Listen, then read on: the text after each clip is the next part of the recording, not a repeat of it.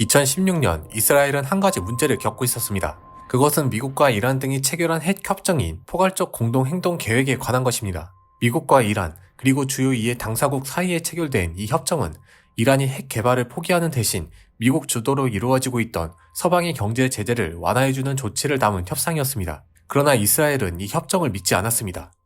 이 협상은 과거 군사 연구 활동에 대한 완전한 규명이 아닌 눈에 보이는 핵에만 집중한다고 믿었고, 언제든 다시 이란이 핵을 만들 수 있다고 생각했습니다. 이스라엘은 국제사회의 믿음이 잘못됐다는 것을 증명해야 할 필요가 있었습니다. 2016년 초 이스라엘 정보기관 모사드는 수년간의 정보 수집을 통해 이란 내부에서 과거 핵 관련 문서가 모여있는 비밀 창고가 있다는 정보를 입수했습니다.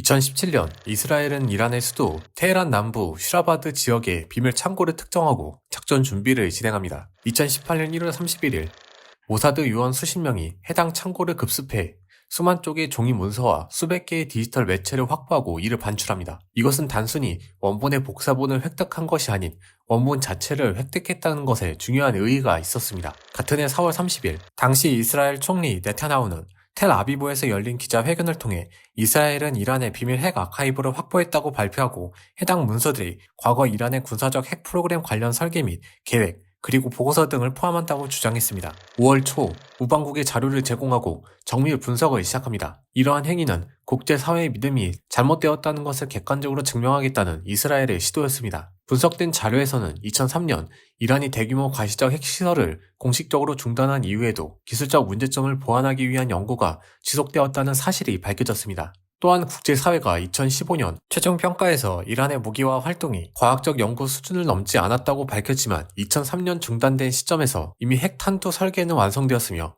무기 부품 생산용 지하 우라늄 금속 광장이 건설 중이었으며 장비 대부분도 이미 구매된 상태에서 설치를 기다리고 있다고 밝혀지면서 시점상 이란이 고의적으로 국제사회와 협상 과정에서 이를 은폐했을 가능성을 보여주었습니다. 이스라엘은 해당 문서들을 토대로 정황상 이란이 국제사회와 협상하기 위해 고의적으로 핵 개발 가능성을 축소하고 이를 추후 비밀리에 개발하기 위한 방법으로 핵 기록을 아카이브 형태로 비밀 창고에 보존하고 이를 은폐했다고 주장했으며, 이란은 언제든 합의를 깨고 핵을 개발할 가능성과 능력이 있다고 밝혔습니다. 이러한 이스라엘의 폭로는 무엇을 의미하는 걸까요? 이것은 현재 트럼프의 정책, 더 나아가 미국과 이란의 충돌을 설명하는 아주 작은 시작에 불과했습니다.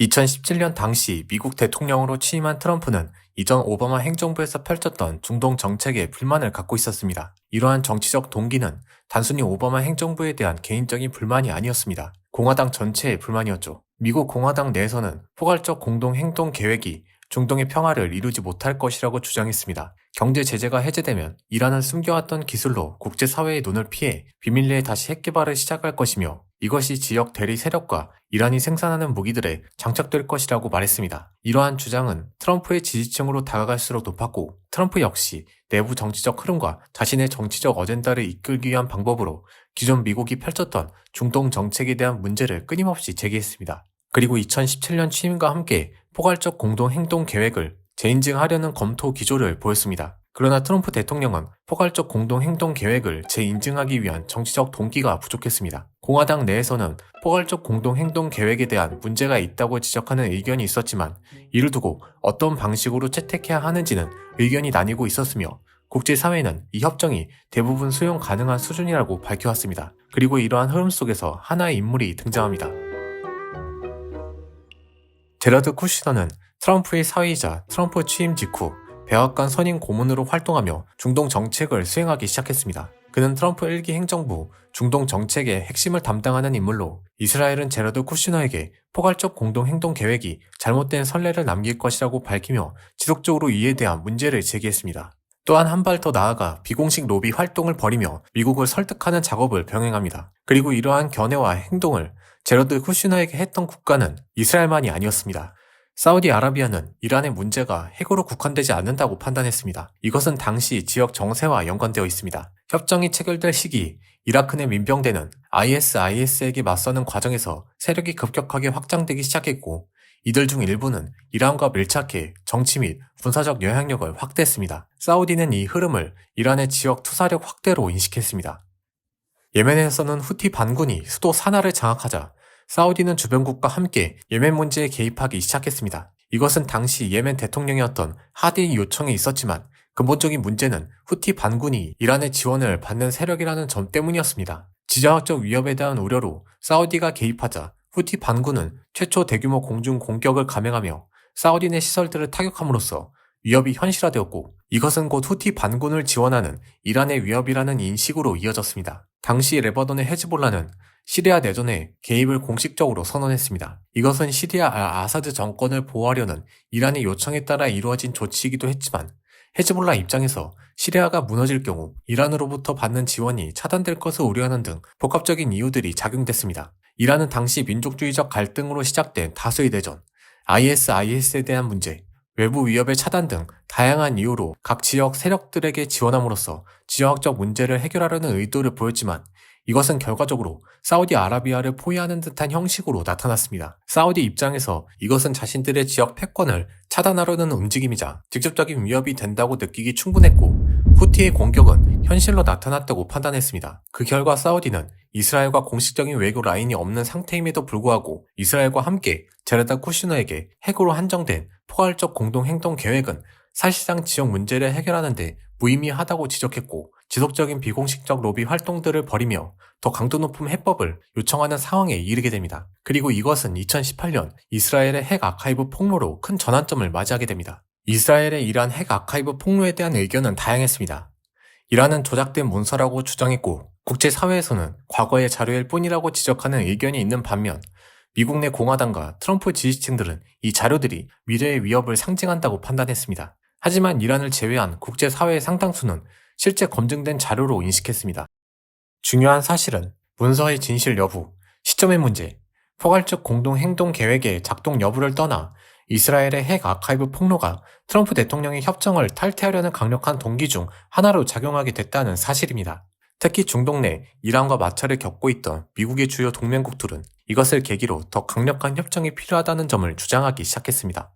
그러나 트럼프의 행동은 단순히 핵 아카이브 폭로만으로 결정되지 않았습니다. 이것은 이스라엘과 사우디아라비아의 비공식적 로비에서 이어지는 중동 내 미국 동맹국들의 요구, 미국 내 공화당과 지지층의 목소리, 오바마에 대한 불만 등 다양한 원인들이 쌓인 결과였으며 결과적으로 트럼프는 핵 아카이브 폭로 이후인 2018년 5월 공식적으로 협정을 탈퇴했습니다. 이후 트럼프 1기 행정부 기간 동안 강력한 이란에 대한 제재가 시작됩니다. 그리고 트럼프 대통령은 이란의 핵 문제뿐만 아니라 탄도미사일 제한과 대리세력 지원 차단을 함께 요구하며 이란을 압박했으며 때로는 이란의 주요 인물 중 한 명인 솔레이마니를 암살하는 방식 등을 사용해 군사적 긴장이 고조되는 상황에 이르게 됩니다. 그러나 이러한 미국의 입장은 이란에게 사실상 정권의 붕괴를 의미하며 국내외 정치적 동력을 모두 내려놓으라는 의미에 가까웠습니다. 특히 이란은 이스라엘의 핵 모호성 정책으로 실제 핵무기를 가지고 있으면서 핵 확산 금지 조약에 가입하지 않는 등의 행동을 유지하며 중동 비핵 무기지대 목표를